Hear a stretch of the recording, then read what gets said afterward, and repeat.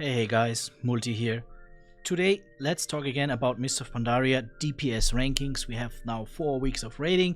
We also have now the Heart of Fear and the Terrace as raids. After the first week, we made another DPS rankings, but we had not that much data, to be honest, so let's see what changed so far. I already started here on the left side we have the DPS rankings from Warcraft logs, on the right side we have the fresh tier list, and then here on the bottom is the tier list, the DPS rankings, the tier list that we made from after the first week.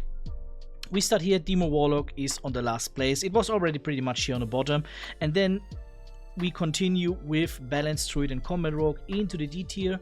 And I think that rounds the bottom list up. Combat Rogue and Balanced Druid. Combat Rogue was already pretty much down. Balanced Druid lost some places, to be honest. I was not expecting that, but okay. It was not a good spec. Now it's even worse, so okay. And then we follow up with Marksman Hunter. And I just want to make it here already clear. As you can see here, from Marksmanship Hunter to let's say Frost DK, there is a gap, but the gap is not that big. From, like I said again, from the 4th place spec to the 4th last place spec with Marksmanship Hunter. So yeah, sure, if you go from Demo Warlock to Sub Rogue, there is quite a difference, not gonna lie. But in general, if you see that big bunch here in the middle, the game is pretty well balanced, which means if you're not going for crazy speed runs, world first, world second, world third, whatever, then honestly play whatever you want. If you want to play Warlock, maybe don't play Demo Warlock at the moment. If you want to play Rogue, maybe don't play Combat Rogue. If you want to play Balanced Druid, okay, I can really recommend you Feral because it's a completely different type of spec or type to play the game, but in general game is pretty good balance. Okay, let's continue. Marksman Hunter, then we have Fury Warrior, was also pretty bad here, now still not doing that great.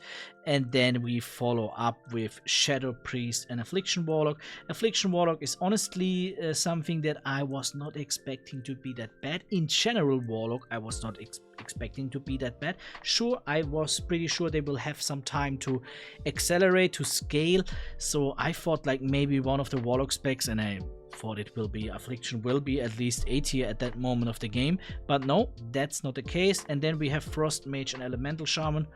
Elemental Shaman, sorry, is also one of the losers because it was here pretty high, at least bottom of the A tier. Now it's maximum at the top of the C tier. You could also put it at the bottom of the B tier. It also always depends on exactly where you make here the change in the next tier.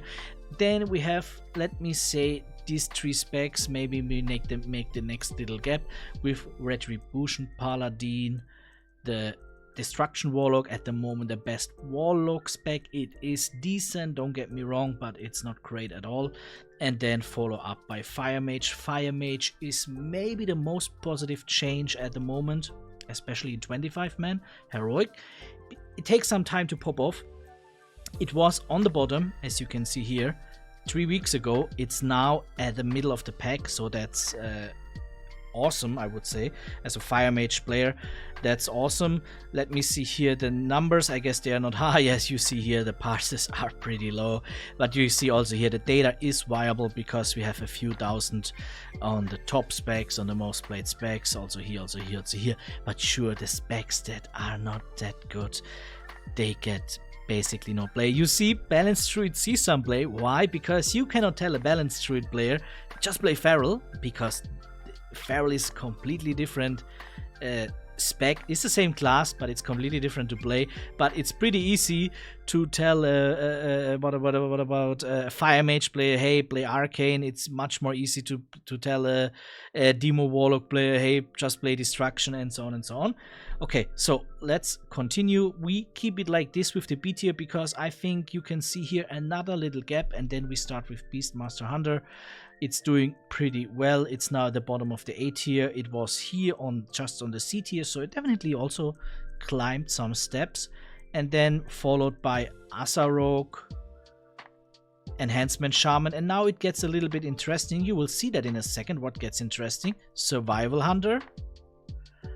I will just put a few more in and then you will see what gets in. Feral Druid, another pretty good spec at the moment. Windwalker Monk.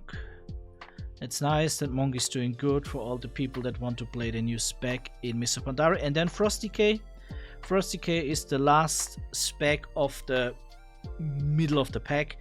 Not sure if I would say the top of the A tier is the middle of the pack, but again, this here A to C tier is very, very, very good balanced. Between those specs, there's nearly no difference. Sure, if you take the first one, Frost Decay, and the last one, Marksman, there is a gap, as you can see from here to here, but just in between is so small that you should not really care about it. And then we have the top 3 with Arms Warrior. It was already here pretty good, 4th place, follow up by Unholy Decay that lost a little bit of power, especially compared to the new number 1, Sub-Rogue. Sub-Rogue, I won a little bit.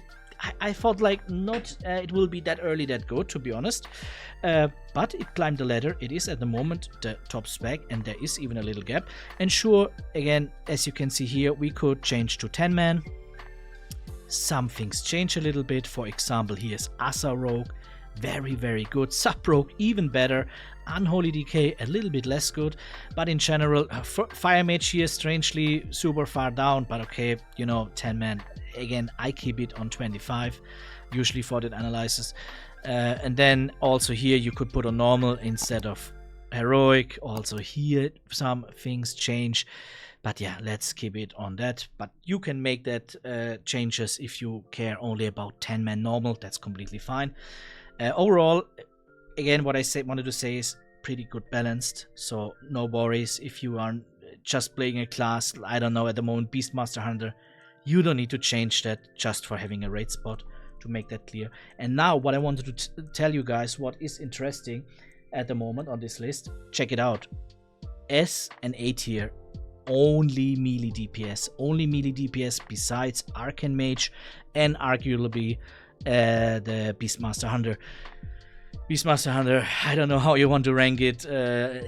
It's definitely not a melee spec, but is it a range spec? Yeah, your character is in the range, but the pet is melee. So let's say we are putting that completely aside, the Beastmaster. But yeah, in general, only melees besides Arcane Mage. Only physical DPS besides Arcane Mage. Sure, you know, they have some cast, poisons, and so on. Also split damage, but overall, melee DPS, physical DPS is definitely doing much better at the moment than the caster specs. So that's important to note. So yeah, that basically rounds up week 4 of raiding in Mists of Pandaria. Again, game is pretty well balanced in my opinion. Things can change over time. I expect definitely to Fire Mage to climb the ladder further. I'm expecting still Affliction Warlock also climb the ladder further. Specs that are more gear dependent will make another climb. I see maybe Arms Warrior coming already maybe out on top on phase 1. Is that possible? Yeah, why not, to be honest? Why not, to be honest? And also specs that are more bursty, that are clearly benefiting from a shorter boss fight, need a few weeks more. Boss fights get more short, and those specs definitely will rise. So overall, game pretty good balance. That's it for this week, guys. See you. Have a good one. Bye bye.